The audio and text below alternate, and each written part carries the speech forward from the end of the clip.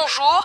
Alassane Ouattara est donc réélu pour un troisième mandat avec 94,27% des voix. Comment expliquer également à ce pourcentage de 94,27%?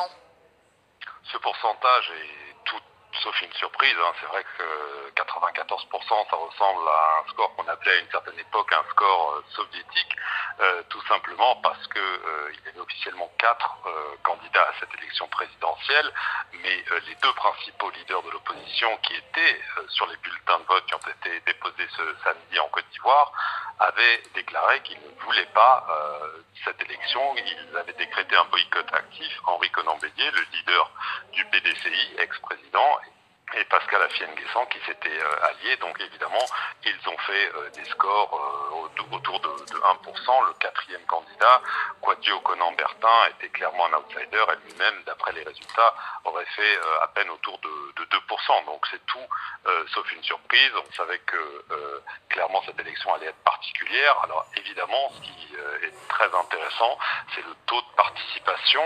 D'après ce que nous a dit la CUI il y a quelques minutes, il se situerait autour de 53-54%, ce qui est l'équivalent presque de l'élection précédente, celle de 2015, où Alassane Ouattara avait été élu avec 83% des voix, et Pascal Affi-N'Guessan, qui cette année boycotte les élections, avait été clairement cette année-là un opposant, mais là en 2020 c'est totalement différent. Marc, l'opposition a créé un conseil de transition hier. Elle avait déjà rejeté par avance les résultats de cette présidentielle. À quoi peut-on s'attendre, sachant également que depuis 3 jours, des violences ont eu lieu dans différents endroits dans le pays et au moins 9 personnes ont été tuées? C'est vrai que l'opposition avait anticipé, j'allais dire, cette annonce de résultats en affirmant, comme elle l'avait fait tout au long de cette campagne, qu'elle ne reconnaîtrait pas les résultats. Alors elle a franchi un pas supplémentaire hier soir en annonçant ce Conseil national de transition qui doit organiser, d'après elle, des élections véritablement inclusives et transparentes à l'avenir. C'est Henri Konan Bédié qui est à sa tête, avec toute l'opposition unis derrière lui. C'est une démarche qui a été qualifiée, je le cite, d'inacceptable par le pouvoir en place.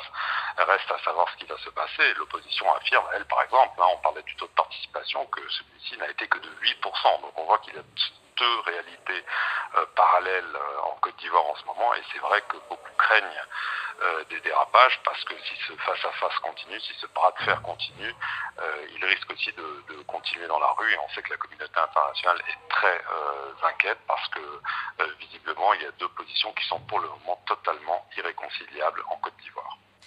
Merci Marc pour toutes ces précisions.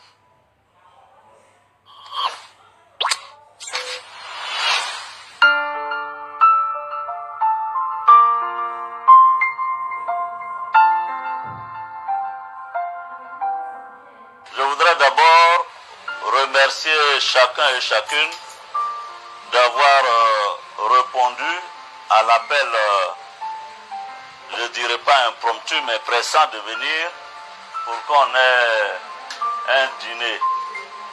Mais comme il y a le couvre-feu, on va peut-être appeler ça un brunch, puisqu'il est déjà 16 heures.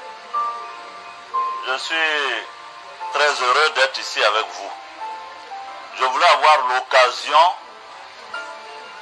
de causer, en fait, d'échanger avec vous. Je voulais avoir l'occasion de réunir les Ivoiriens de la diaspora à Paris. Et je me suis dit que le meilleur endroit, c'est d'aller chez nous en Côte d'Ivoire, à Paris. Et Ben Willy, qui est un jeune entrepreneur ivoirien, nous a prêté son cadre pour que nous puissions nous retrouver et partager un repas. Donc Ben, merci de nous donner l'occasion, parce que mieux vaut que le petit argent qu'on a, on le donne à un Ivoirien que d'aller le donner ailleurs. Hein? C'est bien ça, non? C'est ça. Ça fait la solidarité entre nous. Voilà, ça c'est très important. Alors, une fois que j'ai dit cela, je vais passer au remerciement. Je remercie chacun et chacune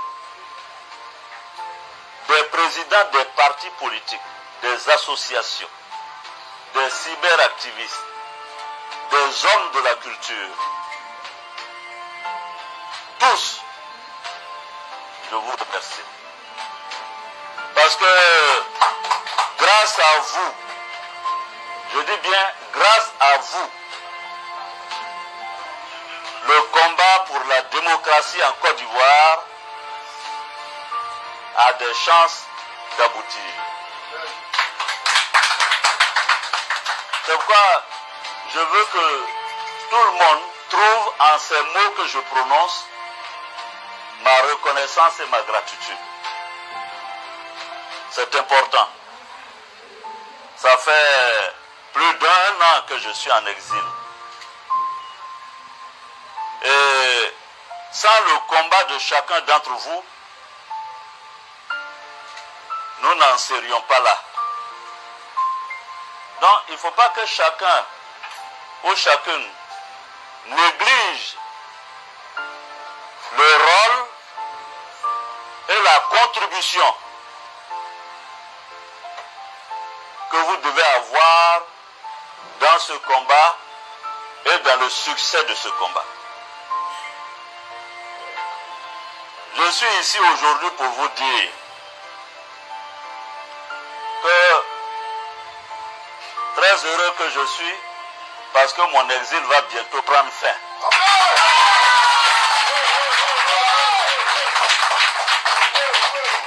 Je suis content. Et n'eût été la situation particulière du Covid en France, je voulais sillonner la France pour parler à mes frères ivoiriens. Et aujourd'hui, je saisis la perche. C'est pourquoi je suis content que ce soit la Côte d'Ivoire qui soit ici. Il n'y a pas une affaire de FPI, de PDCI, de GPS. Nous sommes d'abord et avant tout des Ivoiriens. Ça, c'est important de le savoir. Nous sommes des Ivoiriens, nous aimons notre pays et nous voulons que notre pays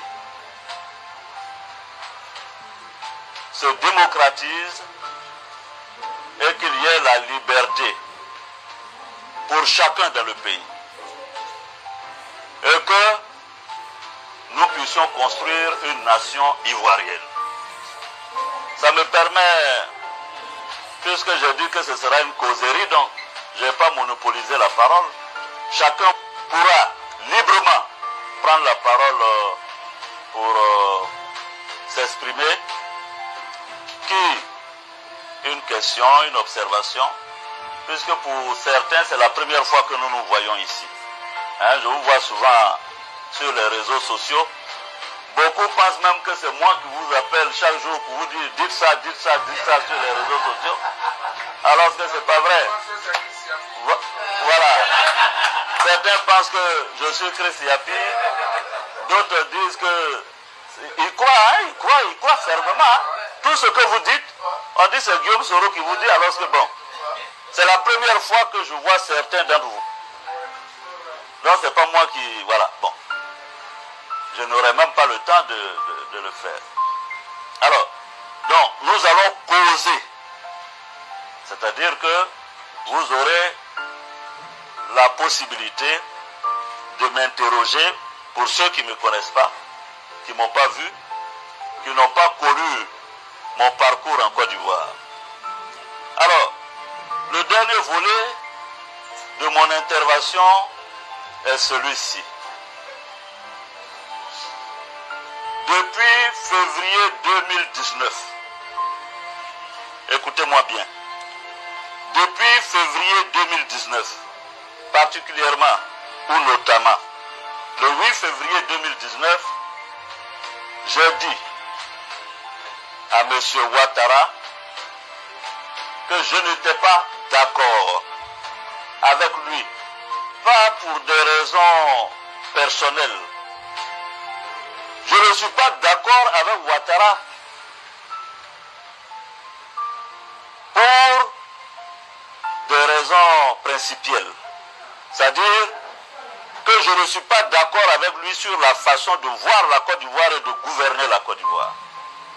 Parce que très souvent les gens oublient, ils croient que c'est une question de... Oui, Guillaume, c'est le poste de président de l'Assemblée nationale. Détrompez-vous.